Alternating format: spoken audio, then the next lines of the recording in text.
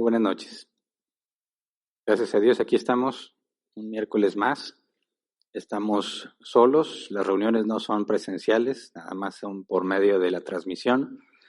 Y pues bueno, gracias a Dios porque podemos continuar al menos de esta forma, ¿verdad? Vamos a continuar con nuestro estudio. La semana pasada terminamos el capítulo 29. Hoy vamos a empezar el capítulo 30. No lo vamos a terminar. Hay mucha información que ver a detalle. Y lo último que vimos en el capítulo 29 fue la segunda parte de las instrucciones de consagración de los sacerdotes, ¿verdad? Y hoy vamos a ver lo que menciona el capítulo 30. Lo primero, que hay distintos temas, pero nos habla del altar del incienso, y ese es el nombre del tema, el altar del incienso. Y es curioso que Moisés hablara de la consagración de los sacerdotes sin acabar de describir el mobiliario del tabernáculo, ¿verdad? Pensaríamos que ya estaba todo el mobiliario, todos los muebles ya estarían especificados para después al último hablar de la consagración de los sacerdotes, pero no. De hecho, estuve leyendo que algunos críticos consideran que esto es una muestra de que no quedó bien ubicado la descripción del altar y lo que sigue en el capítulo, digamos como si hubiesen puesto en medio la consagración de los sacerdotes y no fuese el flujo natural del relato de Moisés. Pero no creo que esa sea la causa de por qué encontramos esta separación o aparentemente descripción tardía del altar del incienso, porque de los versículos 7 al 10 ya se mencionaron en función sacerdotal, cosa que no había sido especificado antes. Así que me parece que los versículos 7 al 10 nos permiten comprender que no hay una mala ubicación del texto o que la secuencia haya sido alterada. Más bien todo parece indicar que es tal cual Moisés lo escribió. Entonces vamos por favor al versículo 1. Vamos a leer Éxodo 30, versículo 1 al 3. Dice: haz un altar de madera de acacia para quemar incienso. Hazlo cuadrado, de 45 centímetros de largo por 45 centímetros de ancho y 90 centímetros de alto. Sus cuernos deben formar una pieza con el altar. Recubre de oro puro su parte superior, sus 4 costados y los cuernos, y ponle una moldura de oro alrededor. Bueno, si leemos estas características, vamos a ver que es muy similar a lo que se describe el altar de bronce, ¿verdad? Recordemos lo que dice o lo que se especificó para el altar de bronce. Éxodo 27, versículo 1 y 2. Dice: haz un altar de madera de acacia, cuadrado, de 2 metros con 30 centímetros por un lado y de 1 metro con 30 centímetros de alto. Por lado, voy a leer porque ya confundí las palabras. Dice otra vez, versículo 1, haz un altar de madera de acacia cuadrado de 2 metros con 30 centímetros por lado y de 1 metro con 30 centímetros de alto. Ponle un cuerno en cada una de sus 4 esquinas, de manera que los cuernos y el altar formen una sola pieza, y recubre de bronce el altar. Entonces vemos que ambos altares son cuadrados, ambos altares son de madera de acacia y ambos tienen cuernos. El propósito es distinto, ¿verdad? Y están recubiertos con distinto material. El altar del incienso está recubierto de oro. Como vimos, todo lo que está dentro del templo o del tabernáculo es de oro. Y lo que vimos que está afuera es de bronce o recubierto de bronce, ¿verdad? Entonces, en el diseño es prácticamente el mismo, lo que cambian son las dimensiones. Ahora dice el comentario Ellicott, al referirse al incienso, dice: su preciosidad, su fragancia y su apariencia de elevarse en una nube tras otra hasta el cielo, le dieron un lugar natural en el simbolismo de la adoración y llevaron a su empleo en los ritos religiosos de una variedad de naciones. Está hablando del incienso, ¿verdad? Ese altar es para quemar incienso, y resulta que el incienso era algo que ya se usaba en en otras naciones o en templos paganos. Entonces, lo que determinaba el uso del incienso o por qué era utilizado, lo que nos dice el comentario de Licos, es la fragancia, su preciosidad. Ahí no sé exactamente qué se refiere, si a cómo se ve una vez está siendo quemado, porque dice que la apariencia es de elevarse una nube tras otra hasta el cielo, ¿verdad? Luego dice: los sacerdotes egipcios aparecen continuamente en los monumentos con incenciarios en la mano, en los que presumiblemente se ofrece incienso. Y las inscripciones mencionan que fue importado de Arabia y utilizado principalmente en las fiestas de Amón. Luego, Heródoto, historiador, nos dice que los babilonios consumían anualmente el peso de 1000 talentos en la fiesta de Belus. Y también era bien conocido el empleo del incienso por parte de los griegos y los romanos en sus sacrificios. Ahora, esto es interesante, porque como hemos visto también otros elementos, ya se usaban en otras naciones en el mismo concepto religioso, ¿verdad? Pero por naciones paganas. Y dice el comentario Licos, Dios sancionó en su adoración un rito inocente que la razón natural había señalado al hombre como apropiado, sin considerar su empleo en las religiones falsas como un impedimento para su adopción en la verdadera. Y esto quisiera que nos detuviéramos un momento a analizarlo. Vimos que el concepto de un templo ya existía, ¿verdad? El usar oro ya existía. Ciertas cosas en cuanto al altar o donde se ofrecían los sacrificios, el ofrecer sacrificios ya era también usado por los paganos. El hecho de que los sacerdotes tuvieran vestidura especial también era usado por los paganos. Ahora vemos el incienso y también era usado por los paganos. Dice, entonces, el hecho de que Dios haya tomado elementos que otras culturas usaban para su idolatría, en ningún momento fue considerado por Dios como un impedimento para que ellos lo usaran para adorar al único Dios verdadero. Y esto me llama la atención porque en repetidas ocasiones, o bueno, no sé si de todas partes donde nos estén viendo o escuchando, pero por ejemplo aquí en México, y estuvimos hablando sobre el tema de la Navidad, las objeciones comunes de que los cristianos no pueden celebrar a Dios en ciertos días del año, porque resulta que esos días del año los paganos celebran otras cosas. Por ejemplo, que no puedes tener un pino de Navidad porque los druidas tenían algo similar, ¿verdad? O cosas de ese tipo. Pero fíjate, cuando Dios establece lo que se debe hacer y el tipo de mobiliario o materiales y función que debía de usarse para servirlo, era algo que también usaban los paganos y en ninguna manera fue un impedimento. Eso es importante considerarlo porque a veces creemos que los cristianos tenemos que hacer algo que ningún pagano haga, y en un sentido eso es totalmente verdadero, ¿verdad?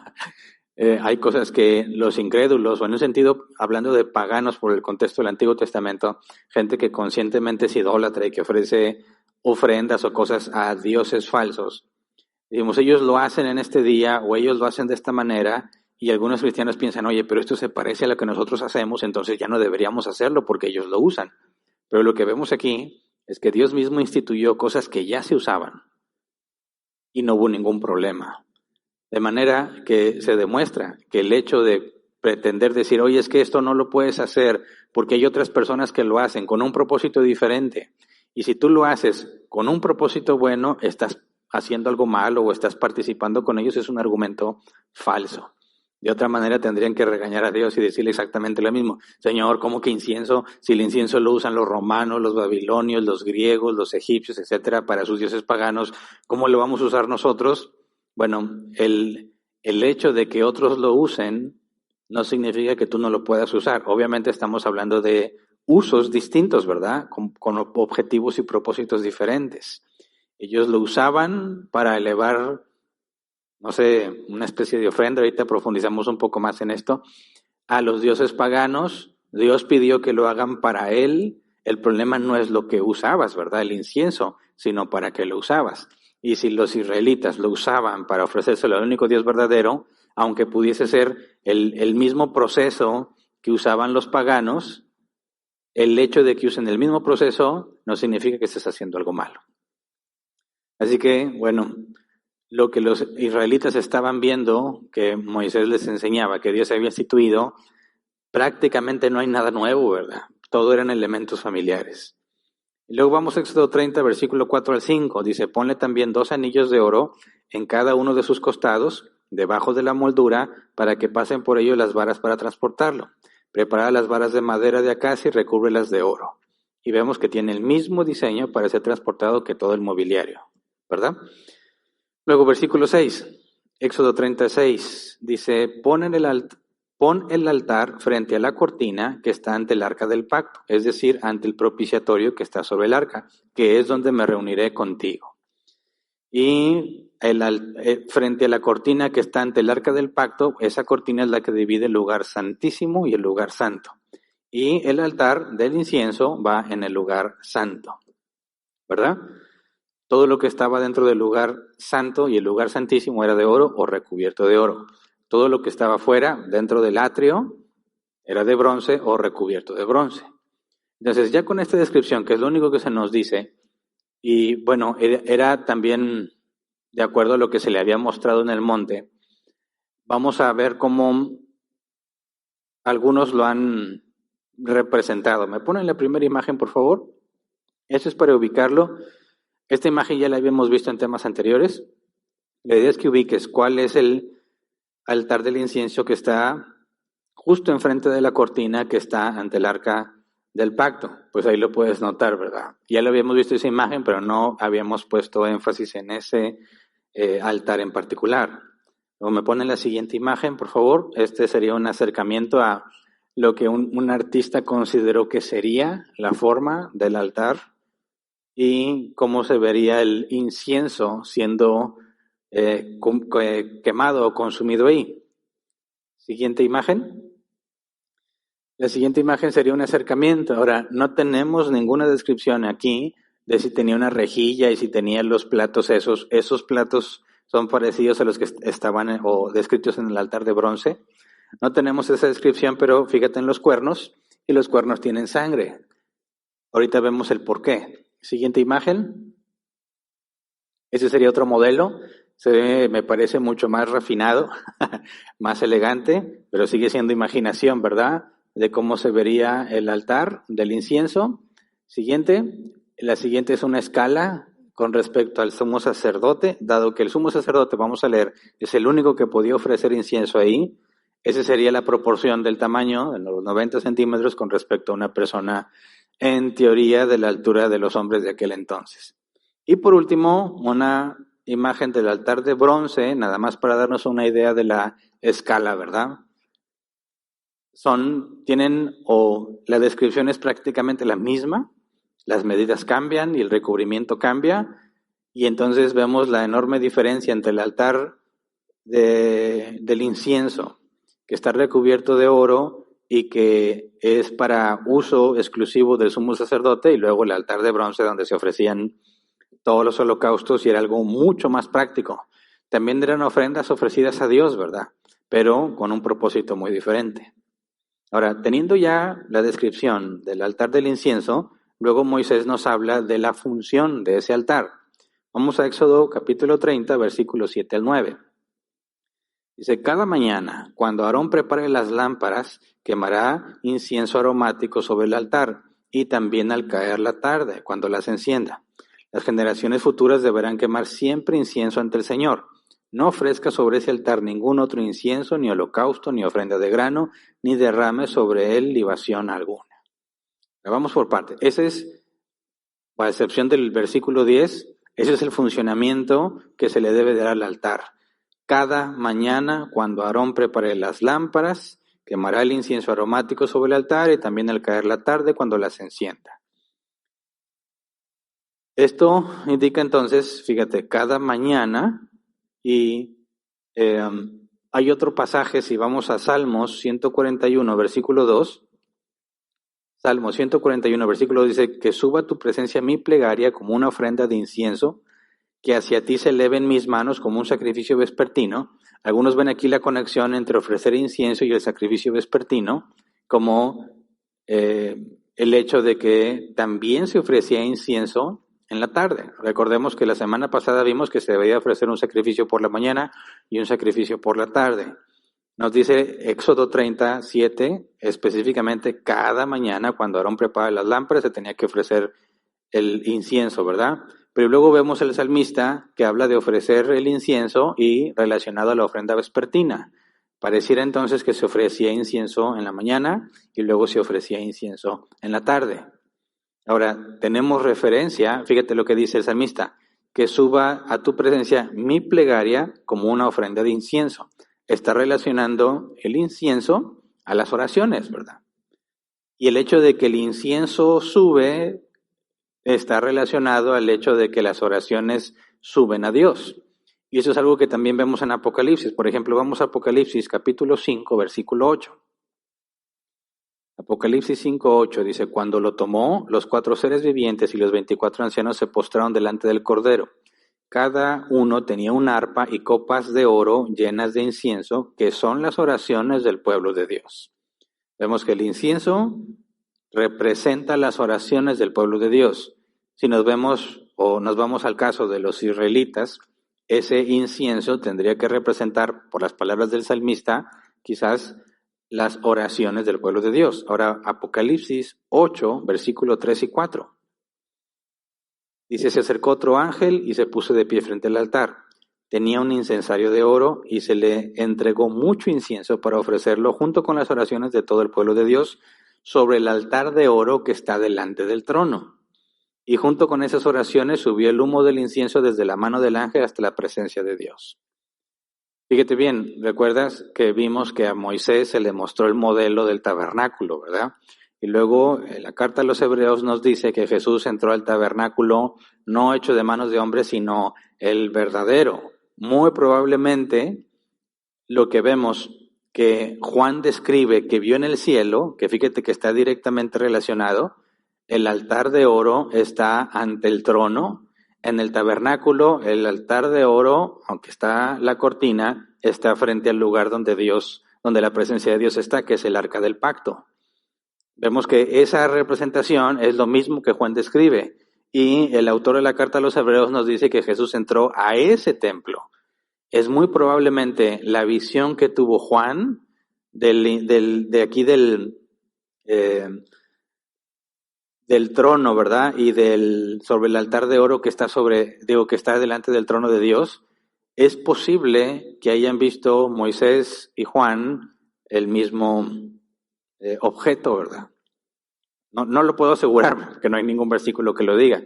Pero si el tabernáculo terrenal es una representación muy limitada, obviamente, del celestial, y Juan nos describe lo que vio en el cielo, podríamos entender que hay una conexión. Por consecuencia, el humo que sube del incienso, dice, se quema junto con las oraciones, ¿verdad? Y suben a la presencia de Dios. Eso indicaría que el trono de Dios está en alto, ¿verdad? Y el altar de oro más bajo, ¿verdad? Entonces, hay una conexión entre lo que uno percibe al ver que se consume el incienso y la idea de que nuestras oraciones suben a Dios de esa manera, ¿verdad? Pero fíjate, a mí me llama mucho la atención esto. Sabemos que Dios es omnipresente, ¿verdad? Y yo me acordé porque hace poquito leí un artículo que decía que el primer astronauta ruso que salió en la atmósfera dijo esto, que a él le parecía curioso que subió al cielo y no vio a Dios. O sea, el astronauta dice, oye, subí al cielo y no estaba Dios. Una especie de burla hacia el concepto cristiano de que Dios está en el cielo. Pero más que una burla, tristemente, lo único que refleja es una ignorancia y desconocimiento de la forma en la que la Biblia nos comunica las cosas. Y por eso, aprovechando que nos habla aquí del incienso que sube a Dios, si lo ves acá desde la perspectiva del tabernáculo, ¿verdad?, que se va a construir, tú ves que el incienso se eleva y aunque estás dentro del tabernáculo, pues no lo verías claramente, ¿verdad?, que sale. Pero el concepto es ese, que va subiendo y que llegaría a Dios. Entonces, algunos concluyen, y me preocupa que los cristianos concluyan igual, ¿dónde está Dios? Dios está ahí arriba en el cielo. Ok, la Biblia sí habla de Dios en los cielos, o que Dios es el que cabalga sobre las nubes en los cielos. Y hay referencias a, por ejemplo, Pablo dice que subió al tercer cielo. Y entonces algunos nos vemos tentados a decir, bueno, si hay 3 cielos, el primero es este donde vemos aquí las nubes, el segundo sería el espacio exterior y el tercero sería uno todavía más lejos. Pero eso ya no tiene nada que ver con la escritura, ¿verdad? Entonces hay que tener cuidado porque es muy tentador llegar a la conclusión de que en algún lugar del cielo está Dios. Pero no es así como debiéramos interpretarlo literalmente. En el Antiguo Testamento se habla del cielo como un lugar inalcanzable, ¿verdad? Un lugar donde el ser humano nunca podrá llegar y allá está Dios. Pero eso no se refiere a que podamos decir Dios está en un punto de la atmósfera o en la estratosfera o allá más lejos de la galaxia o a los límites del universo. Eso ya no tiene sentido bíblicamente hablando. Me parece que la mejor manera de comprender ahora con la información que tenemos del universo, ¿verdad?, creado por Dios, es ver el concepto del cielo como un plano distinto, ¿verdad? Una dimensión a la cual no tenemos acceso. Nuestro universo, bueno, según lo más actual en cuanto a ciencia, estamos en un universo de 4 dimensiones. Antes de la relatividad de Einstein pensábamos que estamos en un universo de 3 dimensiones, pero hablamos de 4 dimensiones porque la 4ª dimensión es el tiempo, si lo que Einstein postuló es correcto. Pero hablar entonces del lugar donde está Dios, a donde suben nuestras oraciones, ante la alegoría de lo inalcanzable que era el cielo para el hombre en aquel entonces, no me parece que sea una analogía correcta hoy en día de esperar que Dios esté ahí arriba, sino en un plano diferente, ¿verdad? En una dimensión a la cual no tenemos acceso. Muy bien podríamos decir que estamos, digamos, dado que los seres celestiales también son limitados, ¿verdad? Tienen sustancia, aunque no es la misma materia que nosotros, pero tienen una sustancia y está delimitada físicamente, ellos no son omnipresentes. Podríamos hablar de una ubicación física, pero no necesariamente allá bien alto en el cielo o fuera de los límites del universo, sino un plano dimensional, por así decirlo, donde no podemos ver. Y ahí hay mucha información que considerar, ¿verdad? Pero no es el tema de hoy. El punto es que la idea del incienso quemándose y subiendo a Dios, vemos que bíblicamente representa o está conectado, ligado a las oraciones del pueblo de Dios. Y luego, regresándonos a Éxodo, versículo 30, terminando el versículo 8, dice también el caer la tarde cuando las encienda. Y luego, las generaciones futuras deberán quemar siempre incienso ante el Señor. Y aquí se especifica, dado que decía que Aarón debía quemar el incienso en la mañana y luego vimos que muy probablemente termina en la tarde, cuando dice las generaciones futuras deberán quemar siempre incienso, aquí nos habla de lo que va a suceder cuando Aarón muera, ¿verdad? Sin esa especificación, y imagínate que estás en ese momento del tiempo, Aarón tiene que hacerlo y luego Aarón se muere, pues ya nadie más, porque Dios no mencionó a nadie más, ¿verdad? Se acabaría el ritual de estar ofreciendo incienso. Pero cuando dice las generaciones futuras deberán quemar siempre incienso ante el Señor, no está hablando obviamente de todas las personas, sino los sumos sacerdotes que seguirían en la descendencia de Aarón. Y entonces, si ofrecer incienso está relacionado con orar a Dios, el hecho de que siempre se ofrezca incienso lo conectaríamos a la idea de que siempre debemos orar, ¿verdad? Sería, digamos, lo que se comunica en el altar del incienso. Siempre debemos orar porque siempre se debe estar ofreciendo incienso. Y luego versículo 9 dice, no ofrezca sobre este altar ningún otro incienso, ni holocausto, ni ofrenda de grano, ni derrame sobre él libación alguna. En otras palabras, este altar de oro, que es exclusivo para ofrecer incienso, no debe de ser ofrecido ninguna otra cosa. Lo que tenga que ver con holocaustos, ofrendas de grano y libaciones, que eran ofrendas bebibles, ¿verdad? Eso es en el altar de bronce, afuera del tabernáculo. Dentro del tabernáculo solamente incienso, y no cualquier incienso. Y al final del capítulo se describe la receta con la cual debería hacerse ese incienso y se especifica la prohibición de que nadie puede replicar esa receta para usos comunes.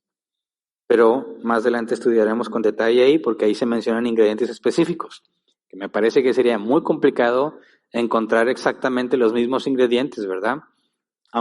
Principalmente porque por nombre no estaríamos seguros de identificarlo. Pero imagínate que los encuentras. ¿Te atreverías a hacer una mezcla y nomás a ver cómo se quema y a ver a qué huele? Bueno, cuando veamos la amenaza de parte de Dios, lo estudiaremos con un poco más detalle. Entonces vemos que ofrecer incienso era algo que siempre se debía de hacer y está ligado a la analogía o representación o simbolismo de las oraciones. Pero aquí no se especifica que había otro propósito para el incienso. Y este propósito nos debe llevar a tener una perspectiva distinta de lo que el sumo sacerdote está haciendo ahí y el tipo de relación que tiene con Dios. Mira, vamos a Levítico 16, versículo 11 al 13. Levítico 16, 11 al 13. Aarón presentará el novillo para su propio sacrificio expiatorio y hará propiciación por él y por su familia. Degollará el novillo para su propio sacrificio expiatorio, luego tomará del altar que está delante del Señor un incensario lleno de brasas, junto con 2 puñados llenos de incienso aromático en polvo, y los llevará tras la cortina. Colocará entonces el incienso sobre el fuego, en presencia del Señor, para que la nube de incienso cubra el propiciatorio que está sobre el arca del pacto. De esa manera, Aarón no morirá. Así que el incienso tenía otra función específica para evitar que Aarón muera. ¿Cómo? O sea, dice textualmente, para que la nube de incienso cubra el propiciatorio que está sobre el arca del pacto, y de esa manera Aarón no morirá. Acabamos de leer en el versículo 11 que Aarón hacía sacrificio expiatorio por sí mismo y por su familia. Pero aún así, si entraba a la presencia de Dios, al lugar santísimo, y no había incienso cubriendo el arca del pacto, se moría. Así que, ¿cómo es que el incienso ayudaba? Aquí no está hablando de la representación de las oraciones, sino algo, digamos, físico. Mira lo que dice el comentario de Reformation Study Bible. Dice, el humo del incienso servía de pantalla entre el propiciatorio y el sumo sacerdote, probablemente para evitar que el sumo sacerdote viera la presencia divina. ¿Por qué piensa eso? Vamos a Éxodo 33:20. Cuando Moisés le pide a Dios que le deje ver su gloria, dice, pero debo aclararte que no podrás ver mi rostro, porque nadie puede verme y seguir con vida. De ahí el comentario de R.C. Sproul, que es el que escribe los comentarios en la Reformation Study Bible. Era una pantalla, o sea, el humo, digamos que te impedía ver directamente el propiciatorio o la parte que cubría el arca, porque ahí es donde estaba Dios. Y si el humo del incienso impedía que vieras el propiciatorio, por consecuencia no verías la presencia de Dios, porque si te atrevías a ver la presencia de Dios ahí, morías. Y luego dice el propio R.C. Sproul, también puede haber servido para evitar la ira de Dios. ¿A qué se refiere ahí? Vamos a Números, capítulo 16, versículo 46 al 48. Este capítulo nos habla de la rebelión de Coré. Dice, Moisés le dijo a Aarón, toma tu incensario y pon en él algunas brasas del altar, agrega el incienso y vete corriendo a donde está la congregación para hacer propiciación por ellos, porque el aire del Señor se ha desbordado y el azote divino ha caído sobre ellos. Aarón hizo lo que Moisés le dijo y corrió a ponerse en medio de la asamblea.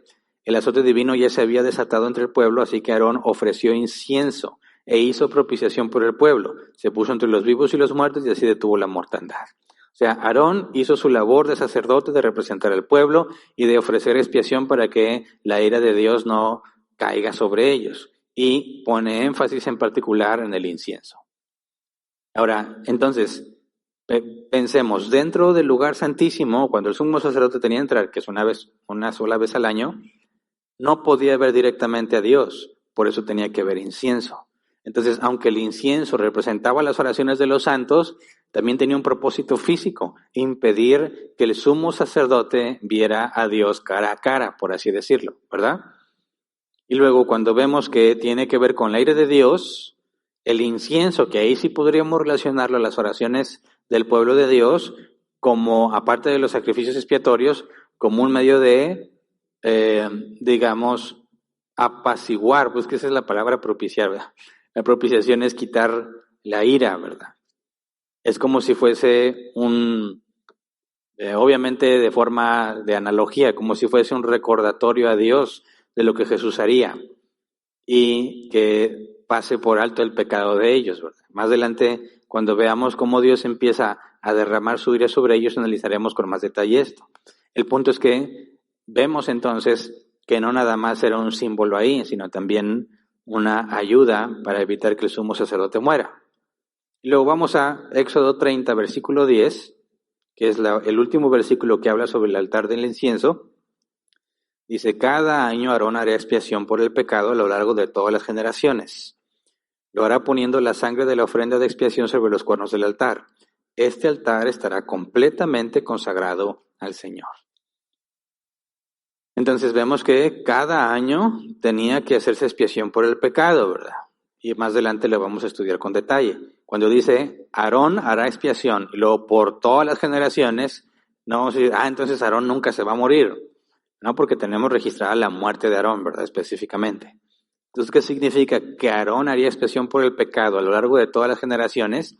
Aquí es donde hay que analizar con cuidado cómo debemos interpretarlo. Porque si no tenemos cuidado, podríamos decir, bueno, entonces Aarón, ya sea que haya muerto de alguna manera sobrenatural, ¿seguiría siendo expiación por las generaciones? Dices, no puede ser. Aquí tenemos que entender que cuando habla de Aarón, no está hablando de Aarón como el individuo tal, sino el sumo sacerdote. Y ya se nos había dicho, ¿verdad?, que se tenía que hacer durante todas las generaciones. Y ya habíamos visto en la consagración de los sacerdotes cuál era el mecanismo para consagrar al sumo sacerdote y que se debía de repetir también, ¿verdad? Entonces, viendo que Aarón es el sumo sacerdote y decir que Aarón debe hacer expiación por el pecado, debemos entender que se refiere al oficio que Aarón tiene y no a Aarón por sí mismo, dado que una vez muerto es imposible que siga ofreciendo sacrificios de expiación, ¿verdad? Y luego decía, lo hará poniendo la sangre de la ofrenda de expiación sobre los cuernos del altar. ¿Se acuerdan la imagen que les mostramos? Como un acercamiento al altar de oro, estaban los cuernos del altar. Si me lo pueden poner, por favor, creo que es la tercera imagen. Además, ver por qué el artista puso sangre en los cuernos, porque eso se hacía una sola vez al año. Y ahí, gracias, ahí se puede ver, ¿verdad? Obviamente, eso sucedía una sola vez al año. No sé qué pasaba ahí, si se quedaba manchado de sangre siempre o le limpiaban, no tengo idea. Me hace pensar que ahí se quedaba la sangre porque era, digamos, algo muy sagrado. No creo que alguien pasara con un trapo y le despintara la sangre, no creo, ¿verdad? Pero era la única ocasión en la que se hacía eso, ¿verdad? En todos los demás casos que se ofrecía incienso no tenía por qué untarse la sangre en los cuernos. Y ya sabemos que en el altar de bronce, siempre que se ofrecía un sacrificio, sí se tenía que poner la sangre de la víctima en los cuernos. Pero en el caso del altar de bronce, una sola vez. Entonces, analicemos un poco, porque cuando vemos cómo se usa el incienso, sobre todo la parte de evitar que el sumo sacerdote vea directamente a Dios, nos debe llevar a pensar, decir, a ver, todo este ritual, todo este proceso, todo el mecanismo que se supone permite que Dios pueda habitar entre ellos, es insuficiente para que ellos puedan relacionarse con Dios. No sé si me explico. Adán y Eva veían a Dios cara a cara, ¿verdad? Y cuando pecaron, se escondieron, no querían ver a Dios. Y luego Dios le habla a Adán y Adán empieza a hablar con Dios. Y dice, oye, pero ya lo vieron y habían pecado. ¿Qué fue lo que pasó? ¿Por qué no se murieron? Bueno, podemos ver que Dios les dio vestiduras, que eran pieles de animales, lo que implica que hubo un sacrificio animal. Entonces, cuando Dios vio a Adán y a Eva, ya había decidido perdonarlos. Ya los había perdonado y todavía no se manifestaba que por medio del sacrificio de los animales, su desnudez sería cubierta. Pero jamás ningún ser humano pudo relacionarse con Dios cara a cara. Y aún el sumo sacerdote, el único que podía entrar al lugar santísimo, el único en toda la faz de la tierra, aún así no podía ver a Dios cara a cara a pesar de todos los estrictos rituales que tenía que cumplir. Así que aquí hay un mensaje claro. Todo esto en la ley de Moisés no resuelve completamente el problema que el ser humano tenía con Dios, que es su pecado. Dios iba a habitar entre ellos, pero cualquiera que se atreviera a mirarlo, moriría. Si el sumo sacerdote no podía, imagínate que alguien, cualquier israelita, le pegara la loquera y dijera, pues me voy a meter al lugar santísimo a ver qué hay, a ver si realmente Moisés hizo todo lo que dijo con el oro que le dimos. Bueno, pues se hubiera muerto, ¿verdad? Pero, fíjate, vamos a 1 de Corintios, capítulo 13, versículo 12. 1 de Corintios 13, 12. Ahora vemos de manera indirecta y velada, como en un espejo, pero entonces veremos cara a cara. Ahora conozco de manera imperfecta, pero entonces conoceré tal como soy conocido. Y aquí está hablando de ver a Dios. Ahora vemos como en un espejo, y en nuestros tiempos diríamos, pues no hay mucha diferencia, ¿no? Ver como por un espejo es casi igual que ver directamente. Sí, ahora sí. Pero en los tiempos de Pablo un espejo no era como los nuestros, ¿verdad? Un espejo era un reflejo muy pobre de una especie de metal pulido que para nada se veía bien, ¿verdad? Quizás era más fiel el reflejo en el agua que el de ese material pulido que ellos tenían. Así que dice, vemos de manera indirecta y velada. No puedes ver bien como en los espejos de aquellos tiempos, no como los de nuestros tiempos, ¿verdad? Pero entonces, hablando del futuro, veremos cara a cara. Aquí puedes hacer una comparación directa del nuevo pacto en el que estamos y el antiguo pacto. Y el antiguo pacto, lleno de restricciones y condiciones, no era capaz de hacer que pudieses ver a Dios cara a cara. ¿Por qué? Porque en ninguna manera resuelve el problema de la naturaleza pecaminosa del hombre. Pero en el nuevo pacto, aquellos que entran al nuevo pacto, los únicos que entran al nuevo pacto son los que han sido regenerados. Aquellos cuya naturaleza ha sido modificada internamente, son nueva criatura, seguimos todavía con el mismo cuerpo de muerte, pero internamente somos nueva creación. Y cuando Jesús venga por nosotros y recibamos un cuerpo glorificado, podremos verlo cara a cara. Ahora vamos a 1 de Juan, capítulo 3, versículo 2. 1 de Juan 3, 2 dice, amados, ahora somos hijos de Dios y aún no se ha manifestado lo que hemos de ser. Pero sabemos que cuando Él se manifieste, seremos semejantes a Él porque le veremos tal como Él es. Y aquí hay otro dato importantísimo. O sea, el hecho de que lo vayamos a ver cara a cara no es para nada lo que Aarón pudo haber visto en el propiciatorio. Porque lo que Aarón pudo haber visto en el propiciatorio, para nada es como Aarón, ¿verdad? Verían a Dios como algo totalmente distinto a ti. Pero ¿a qué se refiere el apóstol Juan que dice que cuando Él se manifieste seremos semejantes a Él porque le veremos tal como Él es? Esto también es muy importante entender, que cuando Jesús vino a tomar una naturaleza humana, murió como un humano, ¿verdad? No como hijo de Adán, sino como humano, tal como al principio era Adán, y después Dios lo resucita y le da un cuerpo nuevo. Y ese cuerpo nuevo jamás lo va a dejar. Ese cuerpo nuevo, glorificado, el de Cristo, que no podemos entender completamente cómo es, porque les dijo, miren las marcas en mis manos y en el costado, pero tiene un cuerpo nuevo. ¿A qué tipo de marca se refería? Y no siempre lo reconocían, pero cuando Dios o Jesús les permitía, podían ver que era el mismo Jesús y que no había reencarnado, o sea, no era otro cuerpo y dijo Jesús, yo estoy ahora en este cuerpo porque reencarné. No, es resurrección, resucitó, es el mismo cuerpo, pero modificado. Ahora, ese cuerpo Dios lo va a mantener por la eternidad. Y cuando nosotros tengamos el cuerpo glorificado, seremos semejantes a Él y le veremos tal como Él es. Entonces, para nosotros, cuando llegue el día en que podamos ver cara a cara a Dios, no está hablando de la palabra, la Shekinah que había en el propiciatorio.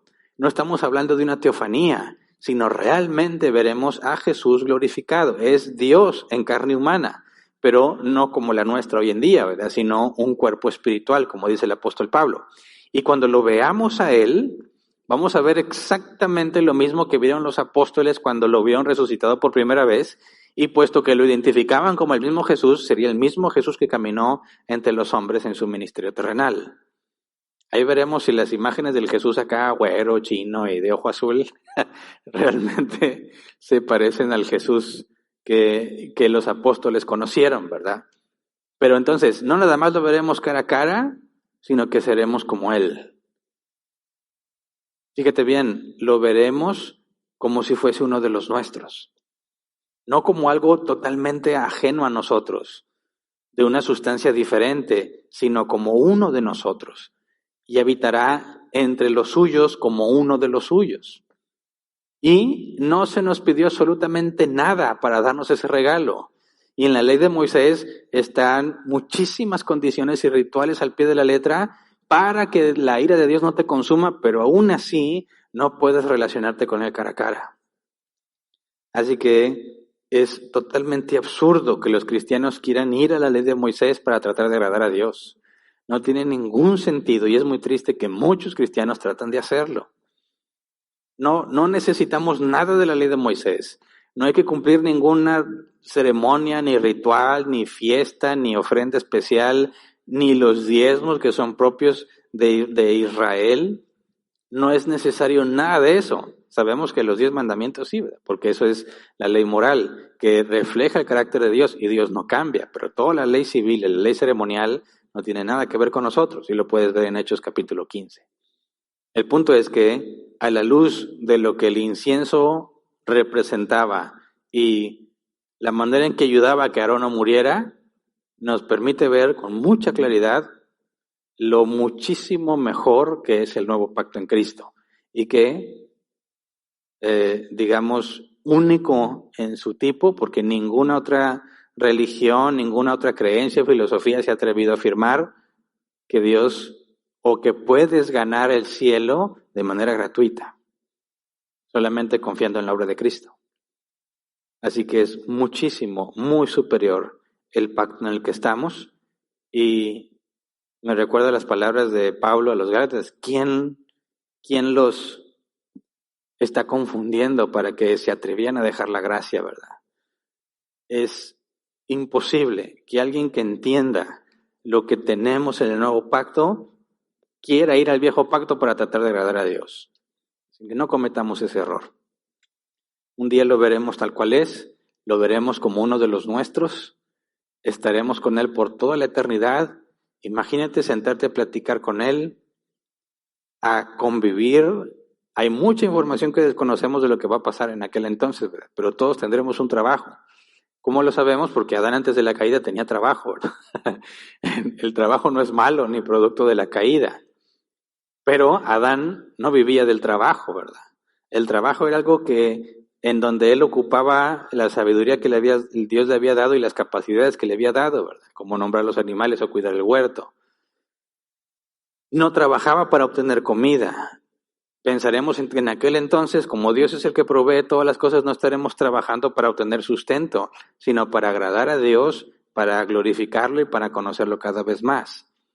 Una vida totalmente distinta que Jesús nos ha concedido gratuitamente por medio de su sacrificio. Así que hay mucho que agradecer, hay mucho que asombrarnos cuando vemos la forma en que Dios estipula la manera en que te debes acercar a Él, y aún así sigue siendo muy limitada, y lo que hizo contigo y conmigo un día, que simplemente ni te preguntó, te hizo nacer de nuevo y te regaló todas las cosas. Así que definitivamente Dios merece toda la gloria y la honra por siempre. Vamos a orar para terminar.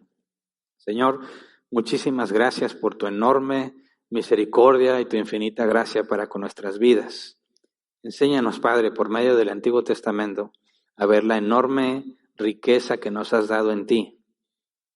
Al entender, Señor, todas las restricciones, todas las actividades, secuencias y tantas cosas que tenían que hacer para poder acercarse a ti sin morir, Señor, y nosotros estamos siempre en tu presencia. Tu Espíritu Santo mora en nosotros y no es necesario ningún ritual. Vives en nosotros, moras en nosotros, tienes comunión con nosotros todos los días. Permítenos, por favor, Señor, vivir conscientes de eso. Y ninguno de nosotros pisotee la gracia.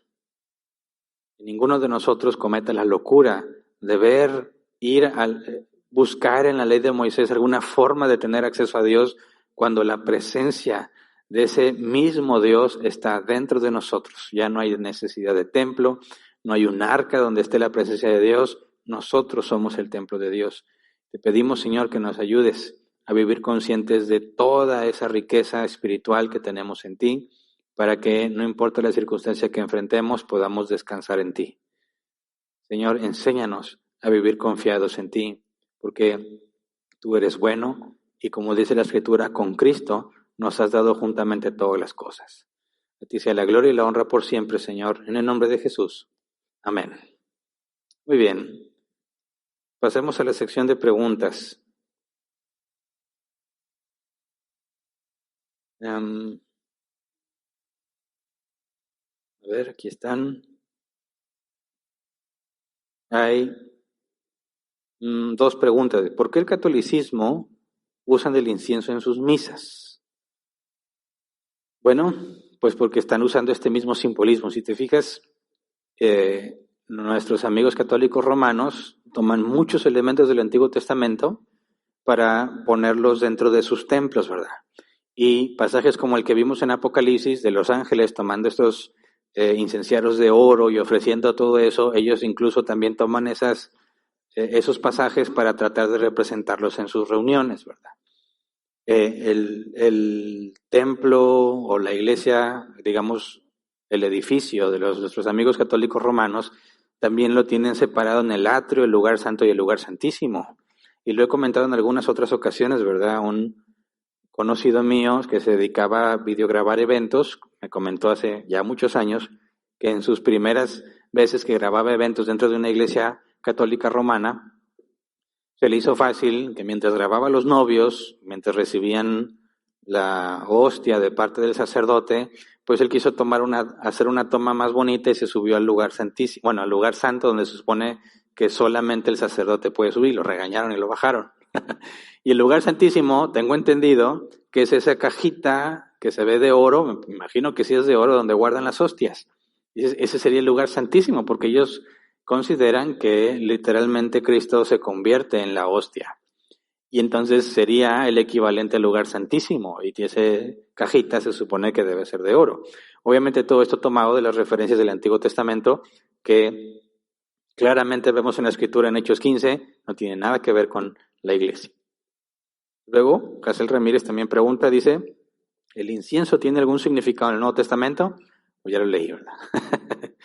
Ya vimos los pasajes de Apocalipsis donde habla de esta simbología, conectando el incienso que sube a Dios con las oraciones de los santos. Y es todo, ¿verdad? Muy bien. Bueno, pues hasta aquí nos quedamos. Todavía vamos a seguir varios miércoles más estudiando este capítulo 30. Les recuerdo que este domingo el horario cambió, ¿verdad? En lugar de reunirnos a las 5:30, va a ser a las 5, con el objetivo de no vernos así tan apurados. No para que yo me extienda más, que me veo bien tentado a hacerlo. No, sino para que al terminar la reunión, terminemos con cierto tiempo antes de las 8, la limitante está hasta las 8, y podamos de perdido aquí vernos un poquito, ¿verdad? Antes de salir y no salir hacia la carrera, porque luego ni siquiera podemos saludarnos.